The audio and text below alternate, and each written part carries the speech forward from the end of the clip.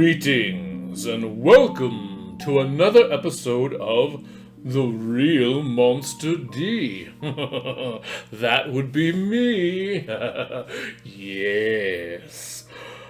Come with me on some enchanted evening down into the darkness where the symbol remains.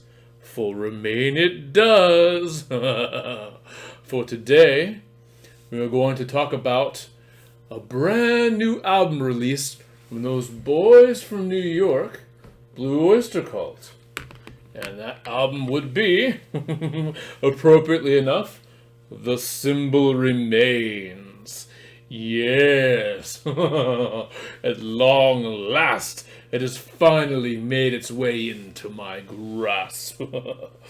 For weeks, I've been watching as others have been getting this album in the mail and they're among their parcels and packages. Reviews have come by and discussions, and all the while I was waiting for my pre-order to come. Now, I suppose I could have waited impatiently down at the mailbox and yelled at the mail carrier, but that would not be right. I do believe it is a good idea to remain patient.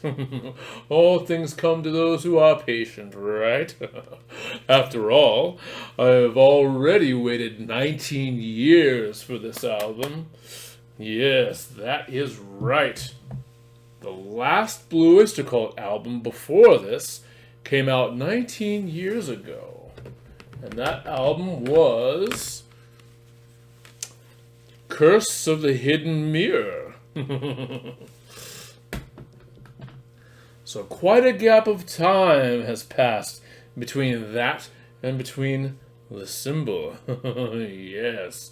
So, do the boys still retain their charm and their ethereal essence? Do they still rock as hard as ever?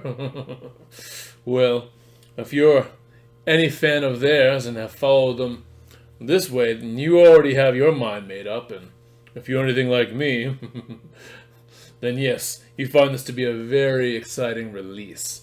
However, this late in the game already, because so many reviews and good words have come forth about this wonderful album, I thought I would take a different approach. You see, I find it highly appropriate that this album came out in October, the scariest month of the year, and I'm going to set out to prove that Blue Oyster Cult, and in particular, this album, The Symbol Remains, belongs as a Halloween staple.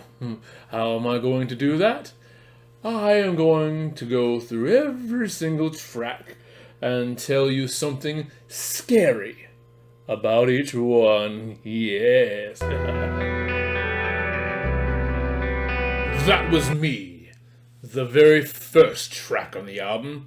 And the scariest thing about that is Eric Bloom himself. Yes, the lead vocalist here jumps out front with a charge. Oh, he has a signature snarl, and he wastes no time laying asunder those who are too weak to listen. Yes, it is fast and it's fierce.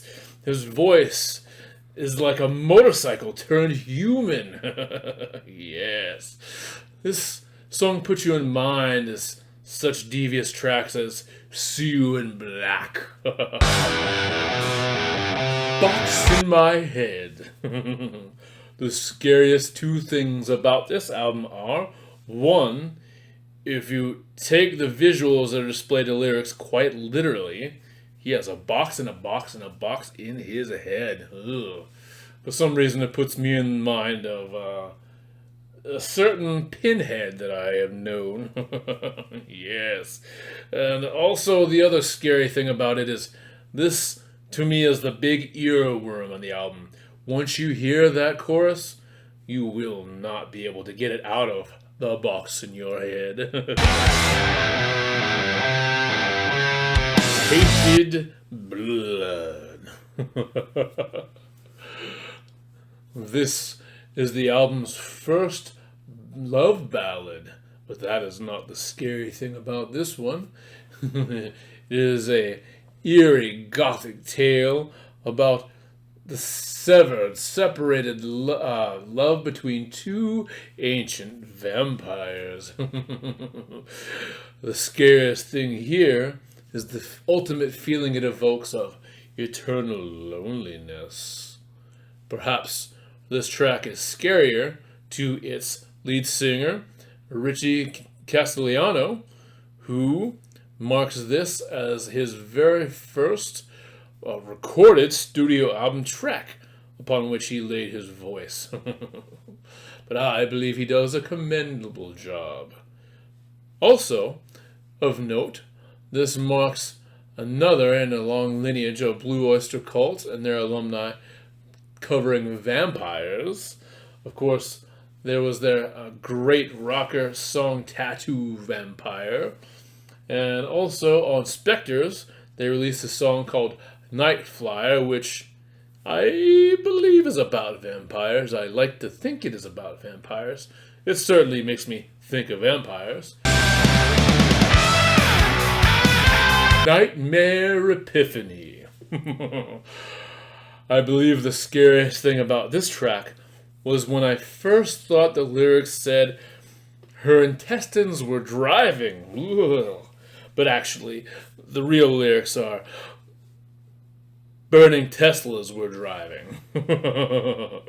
You can understand my confusion and my brief fear. The chosen few who now conspire. The edge of the world. Perhaps the scariest things about this track are the thoughts of caring too much about the worries of the world, and also caring too little about the world around you. Both extremes and both intimidating thoughts, really. Hold the symbol high. The Machine. The scariest part about this song is the idea of smart zombies, because they exist. They are real. You could be a smart zombie.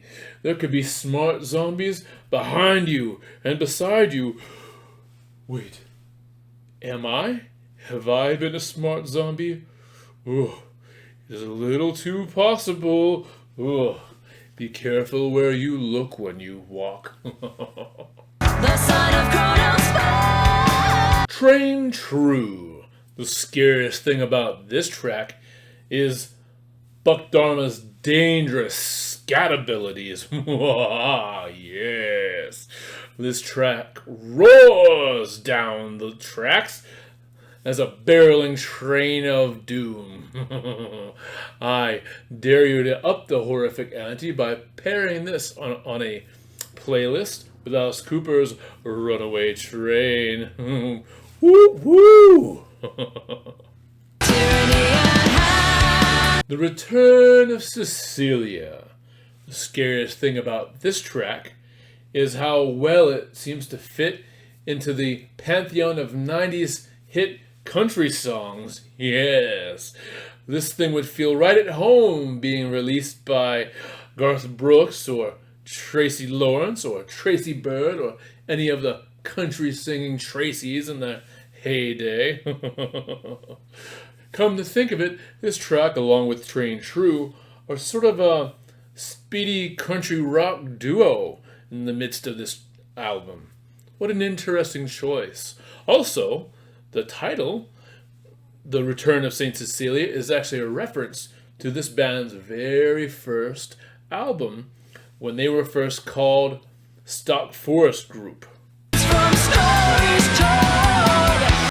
Stand and Fight. The scariest part about this track is the crunchy, monstrous guitars.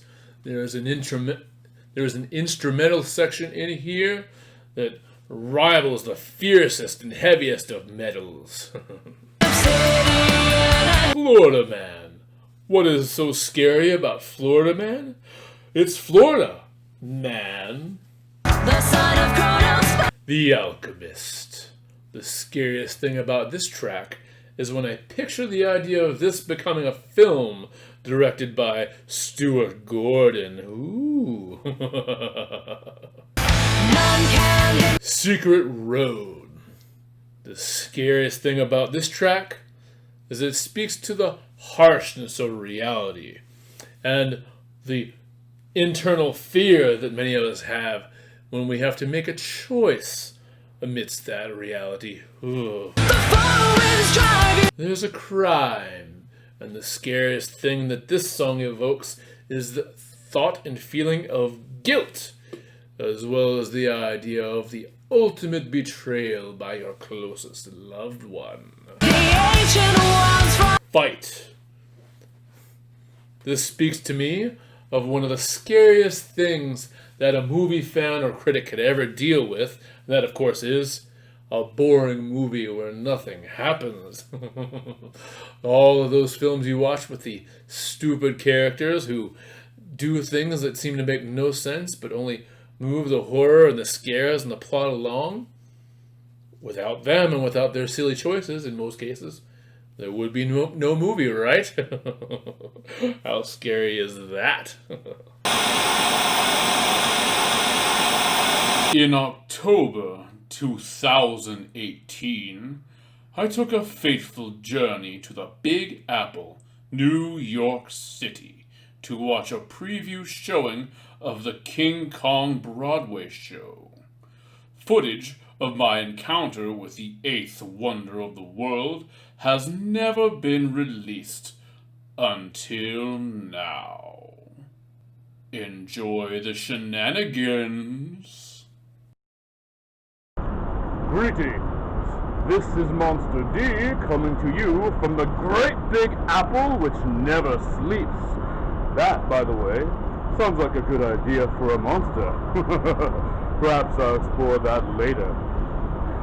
Last time I was here, you saw my trials and tribulations as I wormed my way into seeing a special viewing of Shin Godzilla. With great effort and a lot of uncertainty.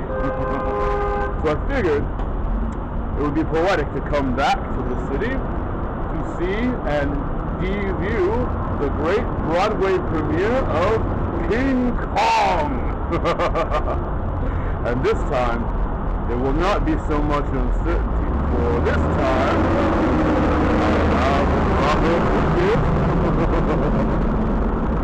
see you inside.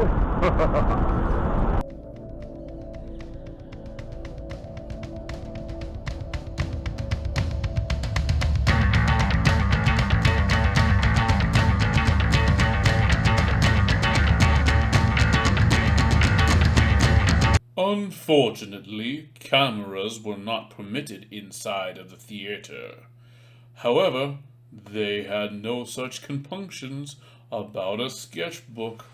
The stage and scenery of this performance act as a character in and of themselves. The show is constantly and dramatically evolving right before your eyes.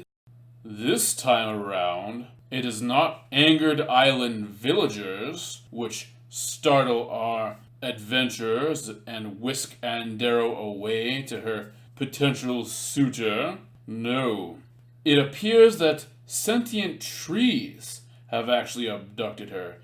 Indeed, it seems as though the forest itself enacted her capture and would-be wedding, if you will, to Kong. This rendition of King Kong takes on a decidedly more monstrous appearance than in previous incarnations. With his artistically garish musculature and his body and especially his face, I found that this rendition of Kong had a striking similarity to the Ymir from 20 Million Miles to Earth. Well, potential spoilers behind me, but I do believe I may have found one of the giant creatures that King Kong himself is going to do battle with.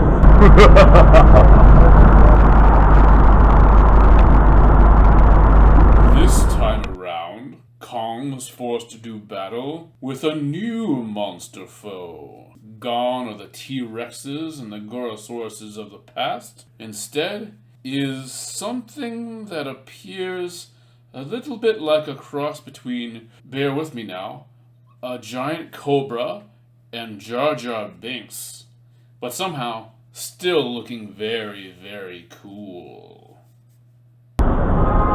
It would seem that this time the ultimate moral of the story is not "'twas beauty killed the beast," but rather the desperation for success should not override actual goodness, which I think is a lesson we could all stand to be reminded of. Well, I hope you have enjoyed this. I hope this compels you, if you are able to go see this great, soon-to-be masterpiece on Broadway. Until the next time, stay monstrous. Welcome to today's drawing challenge. Considering the tour we just took and the band we just heard of, today has been one big bite out of the Big Apple, right? Yes.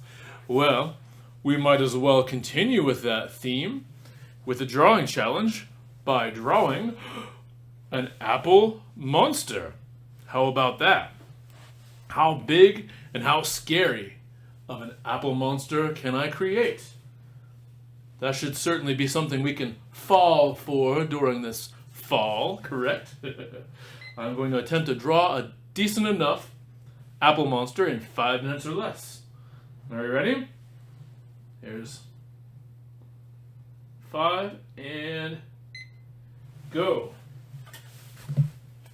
For that, I am going to get my trusty red marker. Let's see here. Do you have a favorite kind of apple? I suppose I've already made my choice with the red here. But I could probably still go a few different ways.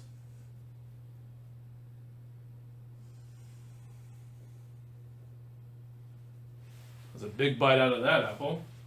Let me see here. I'm going for color this time.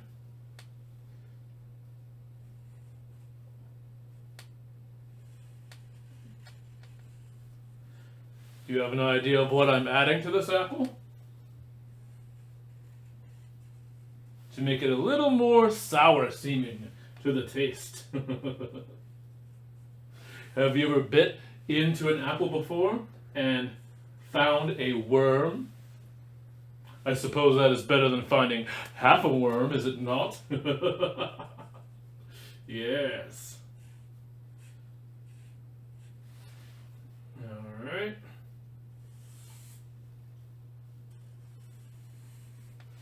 Back to that in a little bit. I'll add the bands. By the way, perhaps I should research this, but when they say there are worms in apples, do we think those are really worms? Or perhaps they are actually some sort of a larvae to an insect, a caterpillar, if you will. I'm quite certain that is the case. However, it may be worth an official lookup to see what you're really biting into if you're going for that extra protein. Who knows? Maybe caterpillars are just a little bit healthier than actual worms.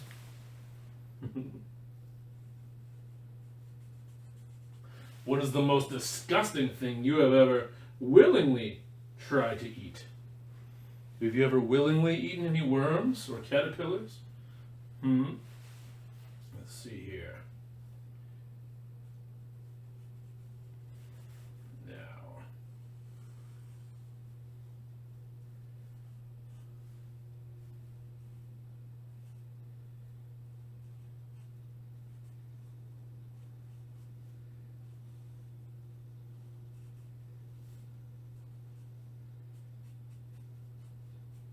Any ideas where I'm going here yet? I am going for an upscale apple monster. Let me see here.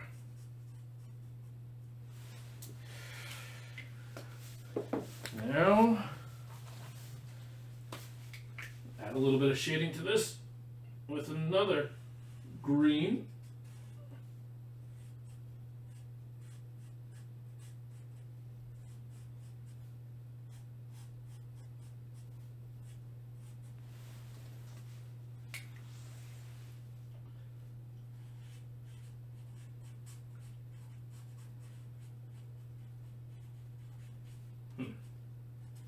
I wonder how big those supposed worms in the apples actually can get.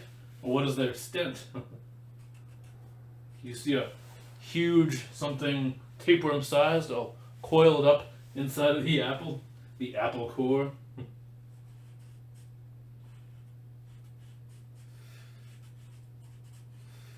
Alright. Let me see there. And then add some shading here. Some redding perhaps.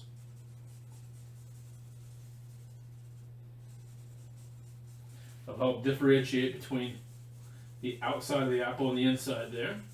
So it's not all just white. And then, you know what? I am going to change things up just a little bit and add a little bit of green. You probably thought this was a red delicious apple, and so does that fellow, I'm sure. But maybe with the green, this will be more like a gala, or perhaps a Macintosh, or one of those other fancy red-green mixed apples. Uh-oh. And that is time. I still want to finish that little shade there. But, well, what do you think? Did I win or did I lose? I was going for a giant, I suppose, apple apeworm. Well, is that monstrous enough for you? Well, I thank you for taking these big bites out of the apple for me. I hope you enjoy some delightful Blue Oyster Cult in your spare time. I hope you take the time to reflect on some fond old memories of trips gone past and find yourself, be it with friends or alone, with a smile of some of the things you've done. And I thank you again for watching. Please like this video, subscribe to my channel if you have not, and do toll that bell so you can be ready, willing, and waiting for the very next episode of The Real Monster D.